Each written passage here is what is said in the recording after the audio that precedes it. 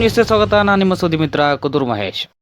ಮಾಗಡಿ ತಾಲೂಕು ಸೋಲೂರು ಬಳಿ ಇರುವ ಆರ್ಯೈಡಿಗ ಸಂಸ್ಥಾನ ಮಠದಲ್ಲಿ ನವರಾತ್ರಿ ಪ್ರಯುಕ್ತ ಶ್ರೀ ರೇಣುಕಾ ಯಲ್ಲಮ್ಮ ದೇವಿಗೆ ಮಂಗಳವಾರ ಸರಸ್ವತಿ ಅಲಂಕಾರವನ್ನು ಮಾಡಲಾಗಿತ್ತು.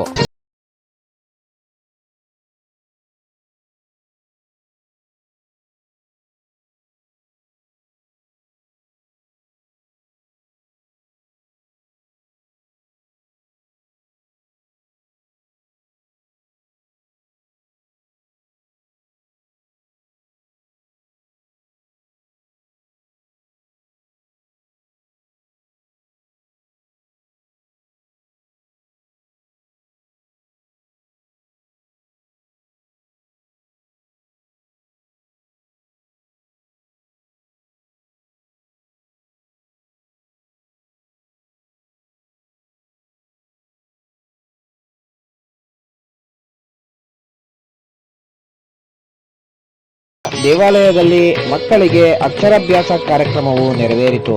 ಈ ಕಾರ್ಯಕ್ರಮವನ್ನು ಪ್ರಧಾನ ಅರ್ಚಕರಾದ ಗೋಪಿ ಜಿಯರ್ ಮತ್ತು ಅರ್ಚಕ ಬಳಗದವರು ನೆರವೇರಿಸಿಕೊಟ್ಟರು.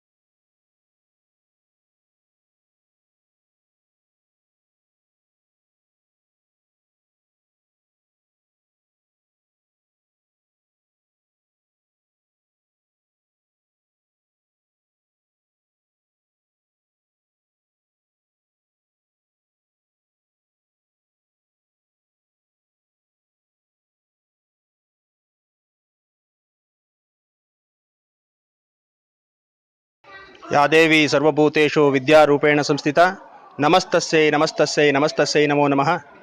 ನವರಾತ್ರಿಯ ವಿಶೇಷ ದಿನವಾದ ಇಂದು ಸರಸ್ವತಿ ಪೂಜೆ.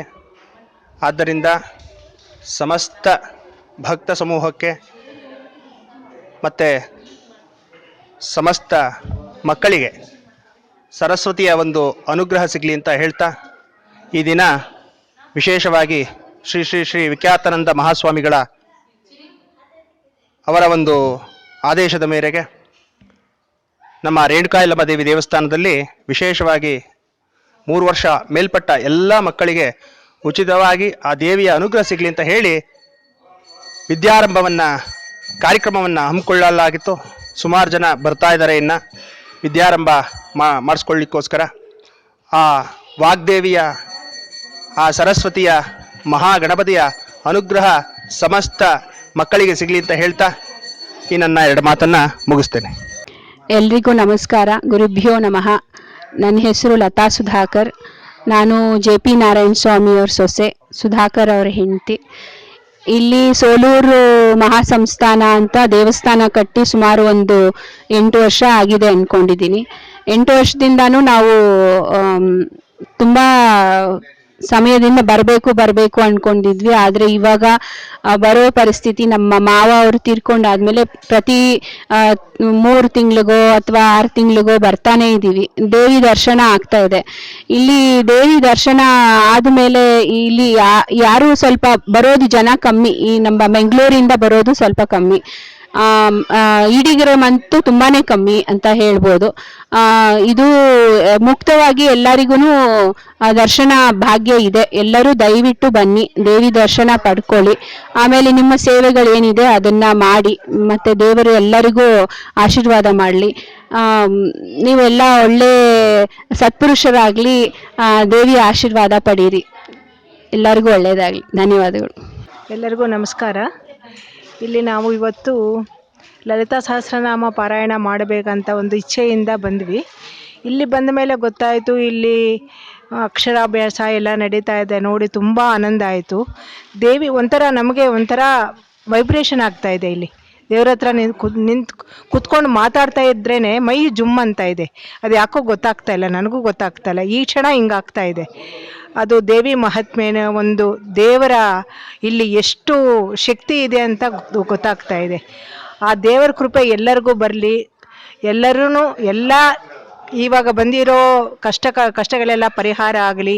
ಇವಾಗ ತುಂಬ ಜನರು ತುಂಬ ವಿಧದಲ್ಲಿ ನೊಂದ್ಕೊಳ್ತಾ ಇದ್ದಾರೆ. ಅದೆಲ್ಲ ದೇವತೆ ಇಚ್ಛೆಯಿಂದ, ದೇವಿ ಮಹಾತ್ಮೆಯಿಂದ ಎಲ್ಲರಿಗೂ ಪರಿಹಾರ ಸಿಗಲಿ. ಎಲ್ಲರೂ ಸುಖವಾಗಿ ಬಾಳೋ ಥರ ದೇವರು ಆಶೀರ್ವಾದ ಮಾಡಲಿ ಅಂತ ಇಚ್ಛಿಸ್ತಾ ಇದ್ದೀನಿ.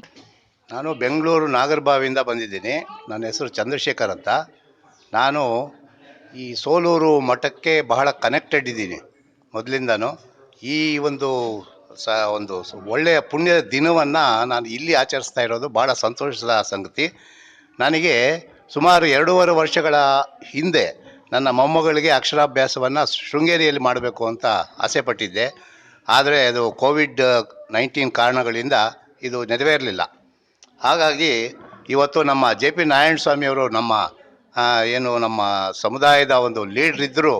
ಅವ್ರನ್ನ ನೆನೆಸ್ಕೋಬೇಕು. ಅವರು ಒಬ್ಬ ಈ ದೇವರ ರೂಪದಲ್ಲಿ ನಮ್ಮನ್ನು ಕಾಪಾಡಿದ್ದಾರೆ ಅಂತ ನಾನು ಹೇಳಬಲ್ಲೆ. ಇವತ್ತು ಒಂದು ಒಳ್ಳೆಯ ದೂರ ಪ್ರದೇಶಗಳಿಗೆ ಹೋಗಿ ಅಕ್ಷರಾಭ್ಯಾಸಗಳನ್ನ ಮಾಡ್ತಕ್ಕಂಥ ಪ್ರಮೇಯವನ್ನು ಇಲ್ಲಿ ಮಾಡಿಸಿ ನಮಗೆ ಭಾಳ ಸಂತೋಷವನ್ನು ವ್ಯಕ್ತವಾಗಿದೆ.